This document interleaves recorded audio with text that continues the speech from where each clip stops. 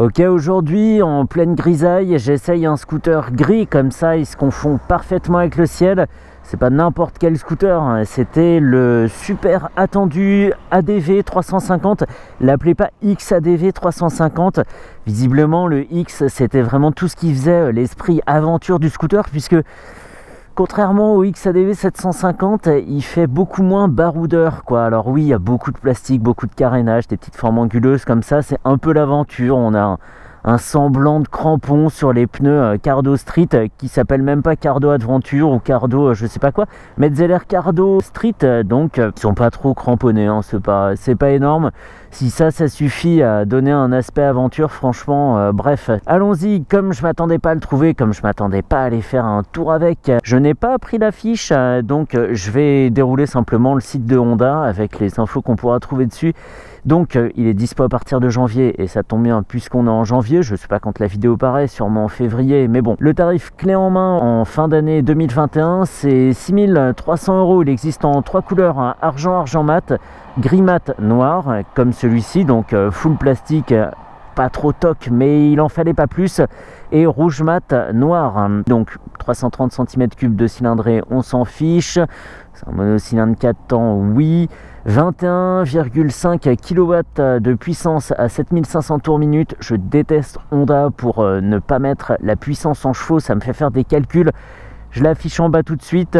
Le couple dispo à 5250 tours minute. À l'avant, on a un disque de 256 mm de diamètre avec un étrier Nissin 2 pistons, avec l'ABS à l'avant et à l'arrière. Et à l'arrière justement, on a un disque de 240 mm avec un étrier Nissin également, simple piston. À l'arrière, le pneu fait 140 de large et à l'avant il fait 120. On a des beaux amortisseurs arrière Showa à cartouches séparées. On voit que quand on arrive, c'est full focus sur cette pièce.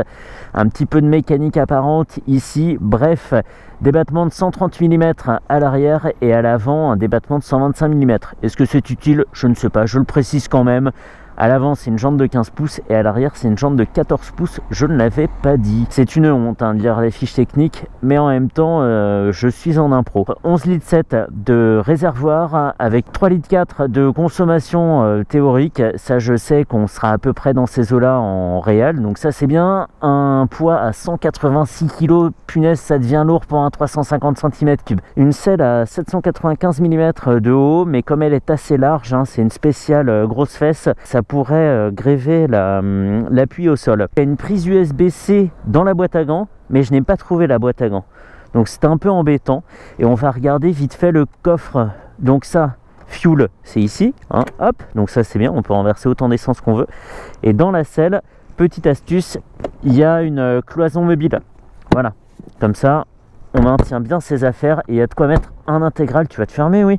Et oui, alors la bulle, on va en parler aussi. Elle est réglable avec ces deux molettes. Allez, desserre, desserre, desserre. Hop. 1, 2, 3 et 4 positions. On va la laisser en position haute. C'est pas sûr que ça soit la position qui dispense le plus de protection, mais c'était comme ça, alors je vais le laisser comme ça. Et la fourche, je ne l'ai pas dit, c'est une fourche Showa qui n'est pas réglable. Elle est comme ça et point, elle ne bougera plus. À débéquiller par contre, ça se fait tout seul, Il est lourd, certes, il pèse presque 200 kg, mais au débéquillage ça ne se sent pas. Qu'est-ce que j'ai mal fait? Coupe-circuit mon gars. Hop.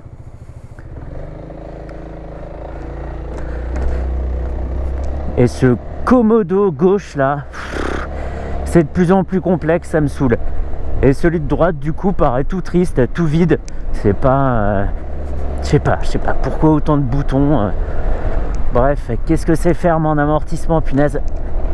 Ça tape, À l'arrière là, c'est du Showa, mais du Showa bien ferme. Et pour un scooter lourd comme ça, c'est étonnant. Ça veut dire que les ressorts doivent être vraiment balèzes. On va où? On va aller à droite.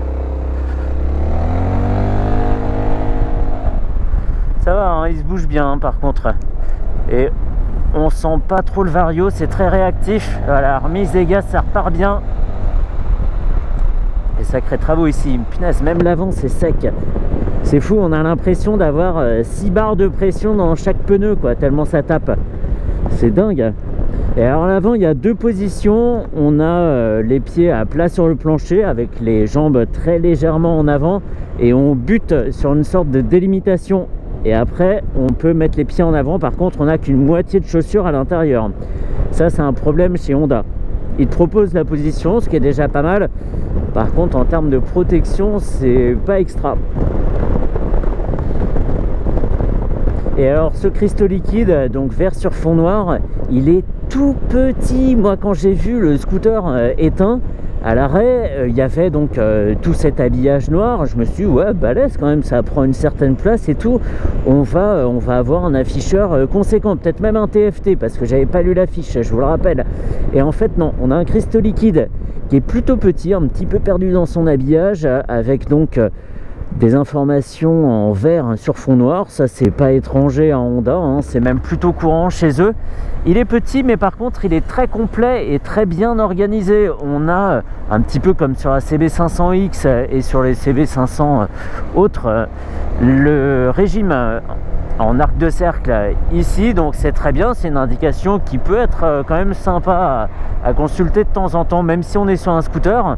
On a la vitesse au milieu, l'horloge au-dessus, on a une jauge à essence divisée en 8 segments, donc vraiment précise. Et puis après on a d'autres informations comme la température moteur. Et pour faire défiler tout ça, est-ce que je vais y arriver? Ah oui, alors on choisit ce qu'on va faire défiler parmi les 3 informations à droite superposées, et après on fait un petit coup à droite.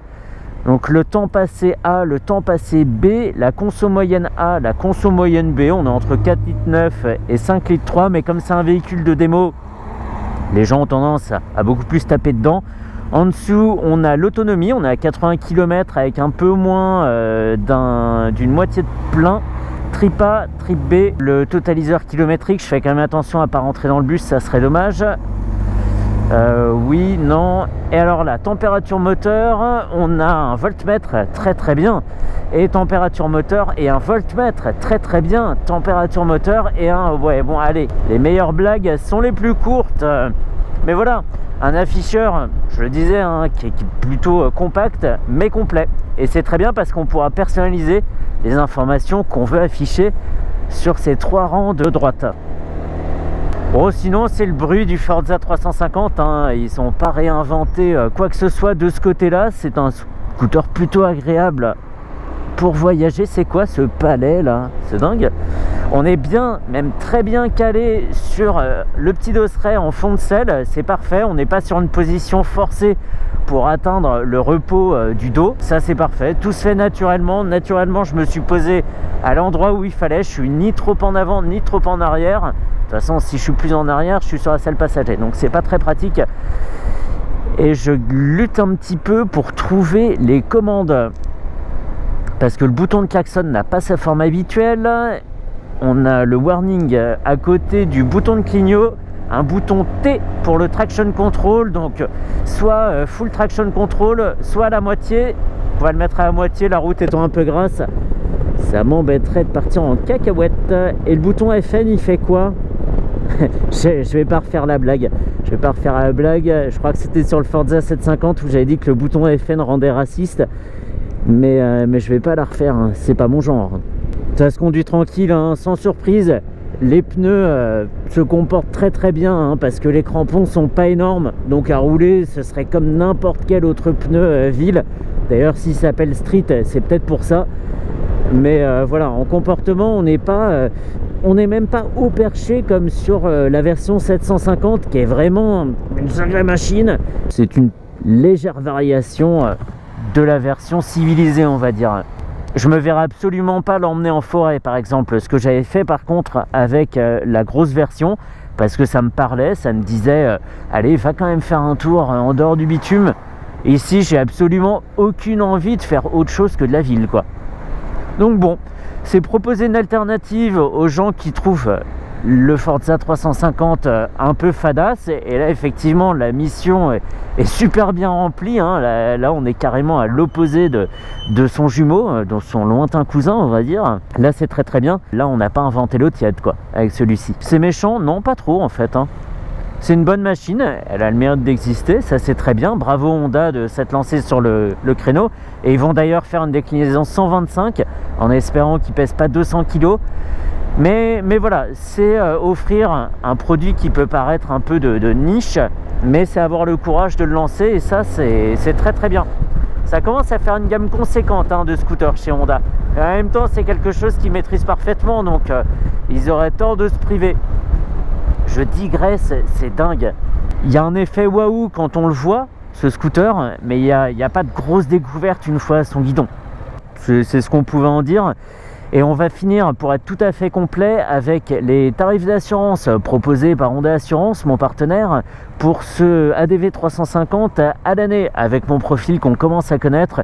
Je vous laisse regarder ça et je vous reprends dans 15 secondes pour dire au revoir.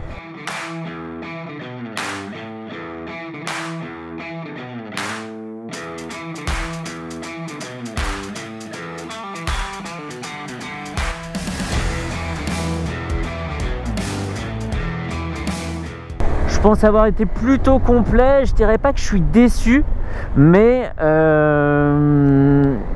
voilà, c'est une nouvelle itération du Forza 350 sous une forme un petit peu plus aventure, mais pas de quoi se relever la nuit, quoi. Voilà. C'est bien parce que moi j'aime pas me relever la nuit, donc c'est cool. Allez, à jeudi prochain avec je sais pas quoi, peut-être à nouveau une Honda parce qu'il y a beaucoup de nouveautés chez eux en ce moment.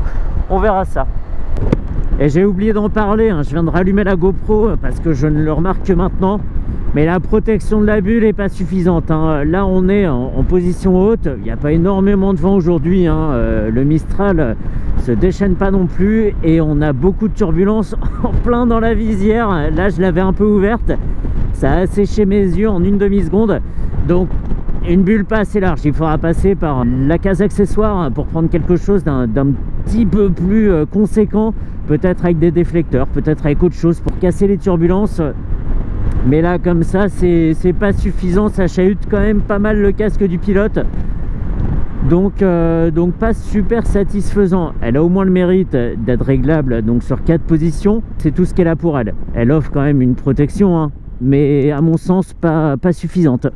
Je suis même pas sûr qu'une bulle plus large casse tant la ligne que ça. Ça serait tout à fait raisonnable d'avoir quelque chose de plus balèze.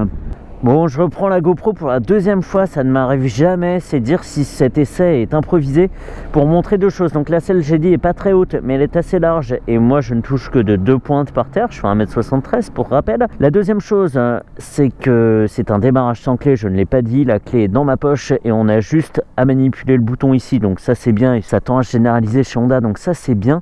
Et troisième truc, j'ai enfin trouvé la boîte à gants qui est ici, on pousse, elle s'ouvre et elle est super profonde. Et voilà, oh, il enfonce son bras jusqu'à... Bon bref, et effectivement, il y a une petite prise USB-C tout au fond là, qu'on voit pas parce que la GoPro filme très mal dans le sombre.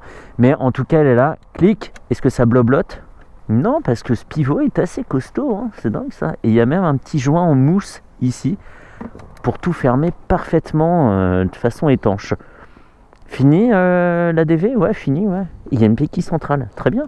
Bon, bah parfait, fini la DV 350, terminé.